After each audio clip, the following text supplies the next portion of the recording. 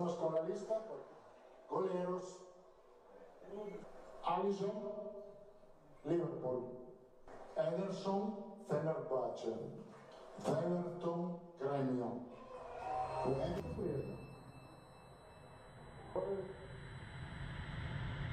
Leo Pereira, Flamengo. Neymar Júnior.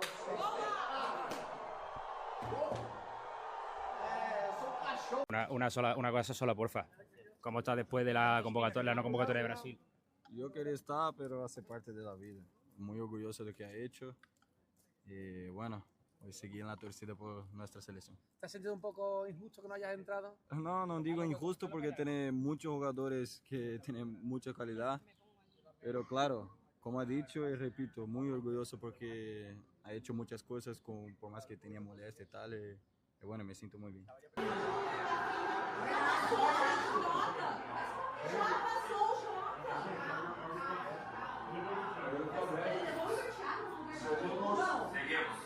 Momento. Rafinha, Marcelo. Quantos ganhou? Só falta mais um? Ryan, Bono.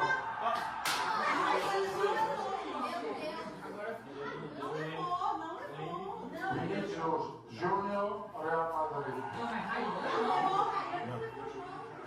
Obrigado.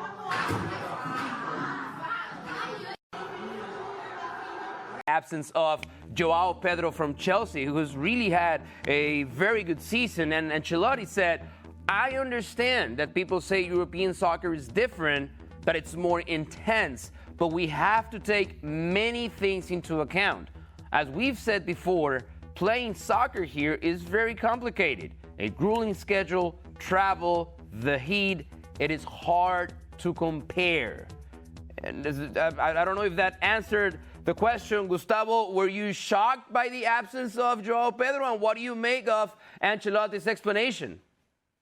Well, I think that as he took the decision to take Neymar, he needed to leave someone out, and the one who left the spot for Neymar was João Pedro. So I was really not surprised to see João Pedro out. Maybe because he's a center forward, and I think that he lost the position also because of the momentum of Igor Thiago.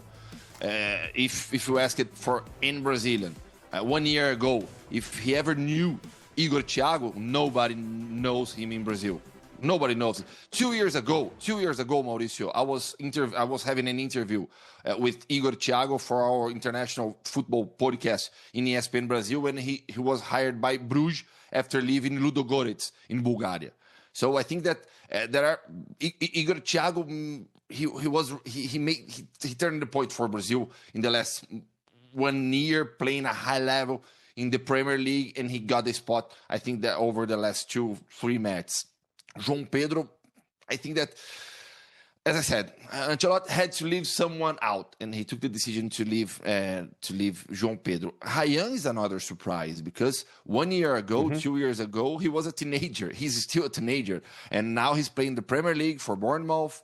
In Brazil, he played a few matches with Vasco and then left the country. So I think that, I don't think that the forwards are the problem for Brazil, as Hercules said. I think that we can talk about the midfield. We can talk also about the fullbacks on the right. For example, Militão would be the starter for Brazil, playing as a fullback on the right. So I think that Brazil has some problems in the defense and also in the midfield, with the lack of maybe a little bit of lack of talent in the midfielders and also the fullbacks. Okay, let's stay with that, Gustavo, because even if you go to the goalkeeper position, Ederson had, even past the last part of the season, horrendous time with Fenerbahce. Alisson missed a lot of games because of injury, even though he was the regular starter for the national team. So you can count goalkeeper, center backs, fullbacks, midfielders. If you have to name just the one spot where you think Brazil is the most vulnerable, what part of the field would that be? Fullbacks for me. Fullbacks, definitely. I think that on the left, Douglas Santos and Alexandro are good players, but That's it, not more than that.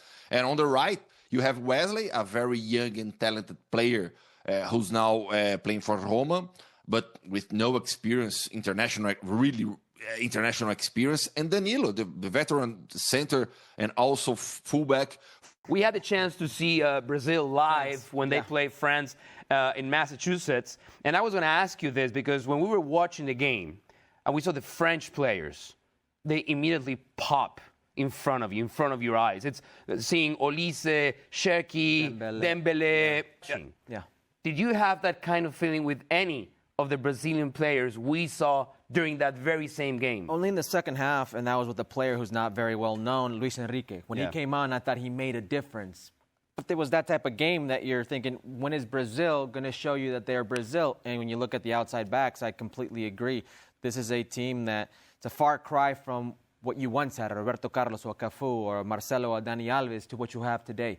With the ball and defending, where the most dangerous players in this World Cup are wingers, if you will, those creative players that come from the outside in. This is a team right now that is a far cry from that DNA they once had. Even if they will be that transition team, they can be vulnerable defensively. What kind of nightmares could Carlo Ancelotti have when trying to come up with the starting 11? I think while the fullbacks are an area of weakness for this national team, at least you have well-defined who is it that is going to play there.